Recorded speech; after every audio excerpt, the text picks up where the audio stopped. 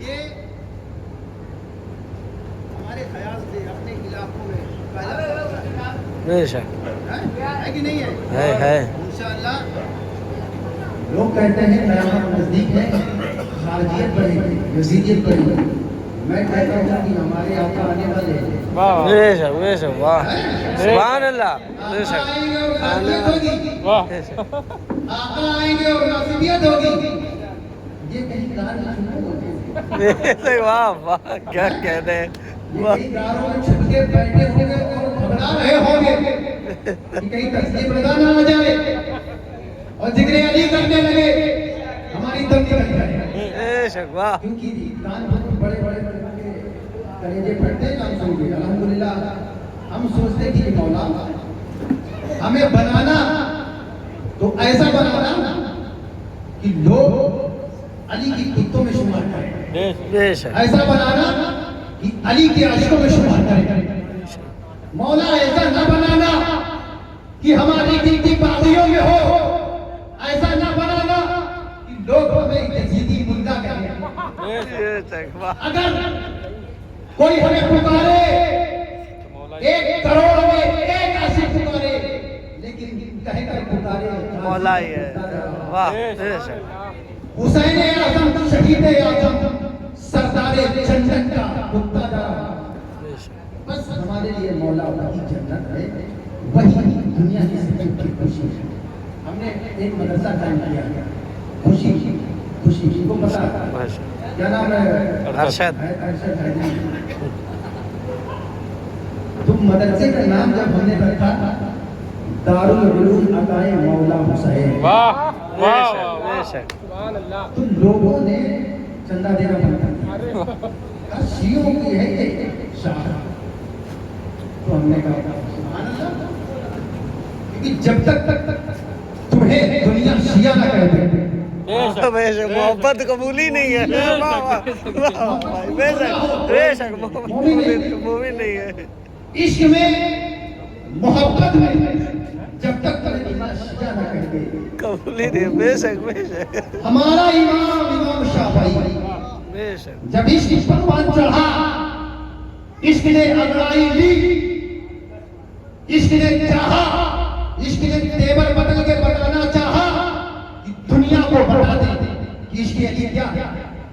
تو ان کا عروج پر عشق علی بڑھا تو دنیا نے کہا کہ شافعی شیعہ ہو گیا. بے شک اللہ ہے، نادانوں نے سمجھا ہی نہیں، مکاروں نے سمجھا ہی نہیں کہ علی کیا ہے، عشق علی کیا ہے. مسئلہ اتنا تھا کہ خون میں خرابی تھی، دنیا نے سمجھانا اور علی کو کہہ دیا اور علی کے عاشق کو کہہ دیا شیعہ ہو رہا. یہ غریب نواز سے اس لیے ذکر میں گریز کرتے ہیں. آپ نے سنا ہوگا غوث اعظم میرے آقا ہیں، بے شک غوث اعظم ہمارے آقا ہیں. دنیا میں جتنے مولانا ہیں سب بہت ذکر کرتے ہیں، اچھی بات ہے، خود کرو رات دن کرو، میں خوشی ہوگی. لیکن پیارے غریب نواز کیوں نہیں کرتے؟ ایسا کیا؟ کیونکہ غریب نواز نے ہی کہا تھا ساست حسین حقا کے بنا لا الہ حسین. بے شک اتنا بڑا حسینی نام دو، بے شک اٹھاؤ 1500 برس کی تاریخ کہ کوئی ولی نہ کھل کے بولا. اگر کوئی ولی ہے تو ہمارا غریب نواز ہے. بے شک بے شک بات سے بات ہے بھیا. ہمارے یہ سب بھائی بیٹھے یہ تازیہ شریف بناتے ہو نا، جی بالکل مانتے ہو نا، عقیدہ ہے، محبت ہے تازیہ سے. سنو، مولانا جن کو امام بنایا، جن کو مجدد بنایا، جن کو اعلیٰ حضرت بنایا، ہمارے وارث پاک آقا بے شک بے شک بے شک کیا وہی واہ آقا، واہ وہی سرکار وارث پاک کا اعلیٰ فرمان سنو. فرماتے ہیں سوانح وارث پاک کہ تم اس تازیہ مبارکہ کو محض ایک کاغذ اور پنی اور لکڑی کا ٹکڑا نہ سمجھو، اس میں ارواح مقدسہ آتی ہے، اس میں روح کربلا آتی ہے۔ اللہ کا کہنے والا وہ ہے کہ جو کہتے ہیں کہ ہمیں ولایت ملی ہے تو ہماری جدہ فاطمہ سے ملی، دادی فاطمہ نے عطا کیا۔ نیاز بے نیاز قطب بریلوی جو بریلی کے سرزمین کا، بریلی کا بادشاہ ہے، بریلی کا قطب ہے، بے شک بے شک بریلی کا قطب ہوگی۔ اللہ تعالی کوئی اوقات ہی نہیں۔ واہ واہ واہ کیا چار چوپتیاں پڑھ کے مولانا کہنے والے واہ واہ کہہ رہے تعزیہ حرام، اور جب ڈنڈا ڈالا تسلیم رضا نے تو کہتے ہیں کہ مروضہ حرام ہے اور جائز وہ ہے جو روح و نقشہ مولا حسین کا۔ تو ہم نے کہا مولانا تو وہ کہہ رہا تھا حرام، سرا سے حرام، اور اگر جائز تھا، جائز ہے وہ نقشہ جو تو بتا رہا ہے کہ جو اصل تغرا ہے نقشہ ہے وہ جائز ہے، کیا تو نے کبھی بنایا؟ کیا تو نے کبھی بنایا؟ اپنی جد تو معذور تھا، تو اپاہی تھا، تو لگڑا تھا، تو نہ بنا پایا، کیا تو نے اپنی کمیٹی سے بنوایا؟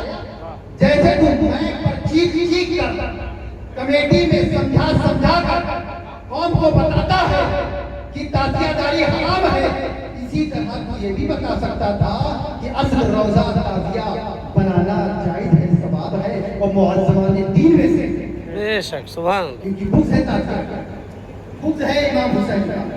روزہ غریب نواز کا بنا رہا، روزہ اعلیٰ حضرت بنا رہا، روزہ صدر الشریعہ بنا رہا، روزہ تمام بزرگان دین کا بنا رہا، خانہ کعبہ کا بنا رہا، اور مدینہ منورہ کا بنا رہا۔ مولانا خوشی خوشی کہہ رہا ہے کہ سب کا سب جائز، کہہ رہا ہے سب جائز۔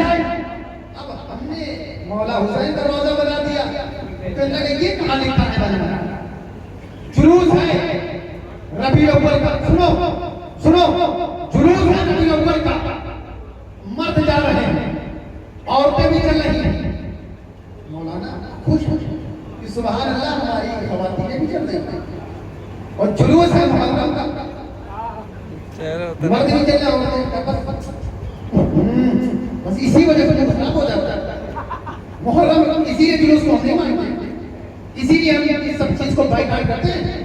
دیکھو عورتیں کیسے چل رہی ہیں، دیکھو عورتیں کیسے جا رہی ہیں، یار دیکھو وہ کیسے ہنس رہی ہے، دیکھو یار وہ ڈھونڈ رہی ہے، دیکھو یار وہ کھڑی ہے، دیکھو یار وہ اس کو دیکھ رہی ہے۔